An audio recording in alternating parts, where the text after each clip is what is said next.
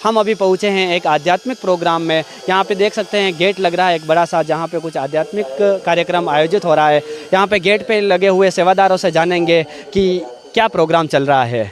नमस्ते सर। साहब जी, यहाँ पे क्या प्रोग्राम चल रहा है? संत रामपाल जी महाराज सत्संग चल रही है।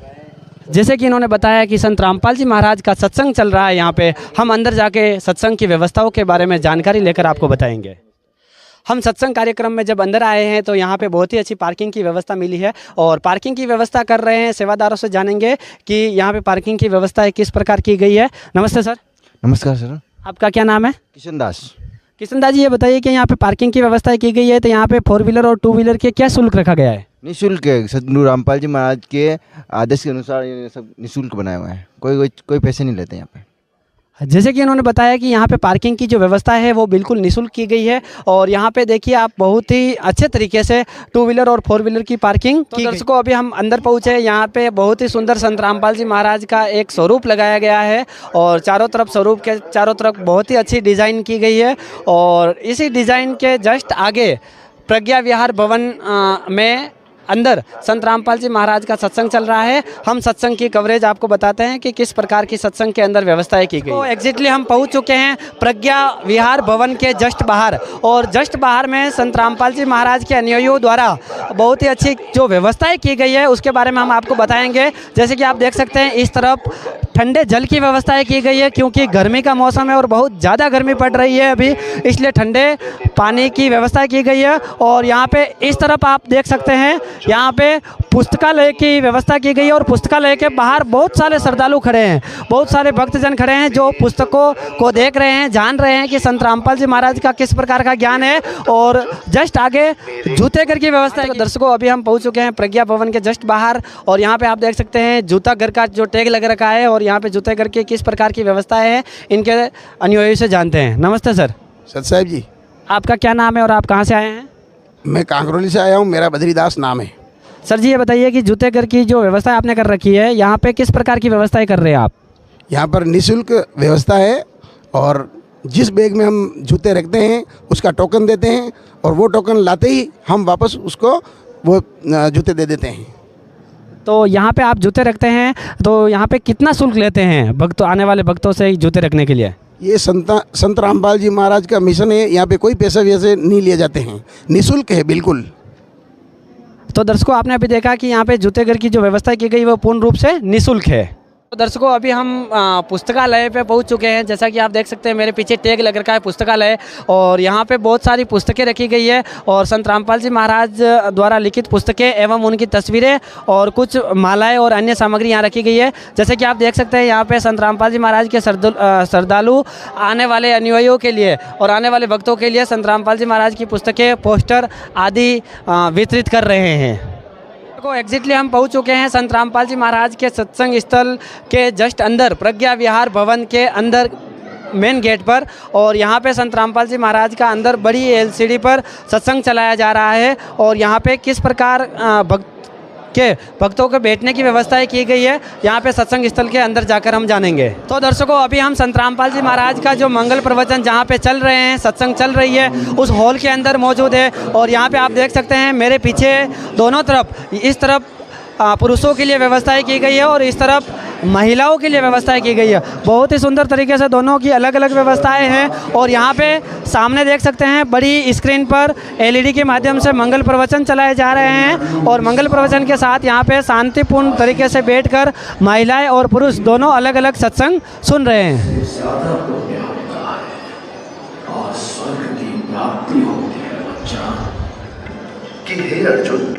तू सर्वभाव से उस परमेश्वर की शरण में जा। हाँ, तो दर्शकों, आपने आज देखा कि संत रामपाल जी महाराज की पूरी कवरेज आपको बताई। अभी हम कुछ संत रामपाल जी महाराज के अनुयायी हैं, बहनें, उनसे जानेंगे कि इस सत्संग के बारे में उन्होंने आज क्या सुना है और इस सत्संग के बारे में वो क्या कहना चाहते हैं। नमस्ते बहन। नमस्ते सर। आपका क्या नाम है और आप कहाँ से आए हैं? मेरा नाम शांति दासी है और मैं राजावास काकरोली के पास से आई हूँ। आज आपको संत रामपाल जी महाराज ने सत्संग में क्या बताया?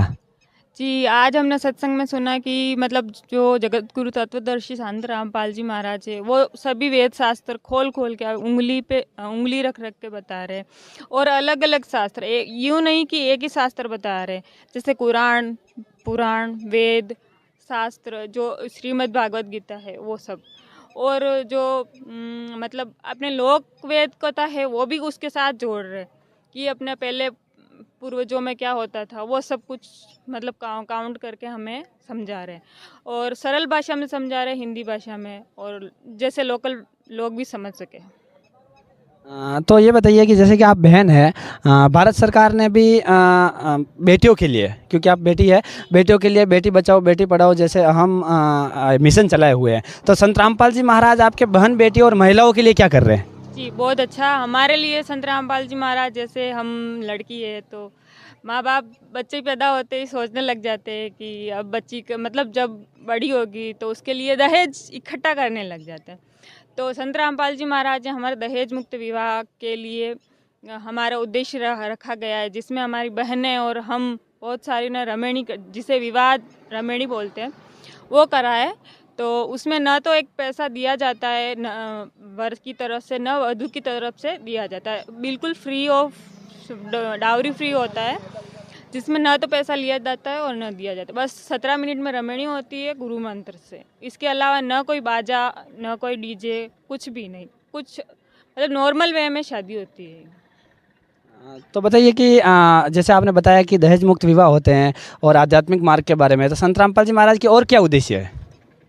उनके तो उद्देश्य मतलब कि जैसे जन कल्याण में सारे उद्देश्य आ गए, जैसे ब्लड डोनेट है, डाउरी फ्री इंडिया है, और मतलब सामाजिक कुरीतियों को समाप्त करना, और पाखंडवाद को मिटाना, और समाज में मतलब एकता लाना सबसे अच्छा, और उनका अनुशासन है वो बहुत ही अच्छा है, मतलब उद्देश्य में ही आ रहा है अनुशासन। उनका अनुशासन देखे तो मतलब ऐसा अनुशासन कहीं देखने को नहीं मिलेगा।